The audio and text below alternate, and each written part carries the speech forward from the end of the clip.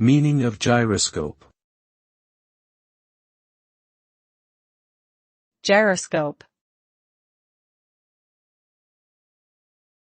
Gyroscope. Gyroscope. Gyroscope. A gyroscope is a device that's used for measuring or maintaining orientation and angular velocity. It consists of a spinning rotor that's mounted in gimbal rings, allowing the rotor to rotate freely in any direction. When the rotor spins, it creates a force that's perpendicular to its axis of rotation, known as gyroscopic precession. This property makes gyroscopes useful in a variety of applications, including navigation systems, stabilizers, and inertial guidance systems.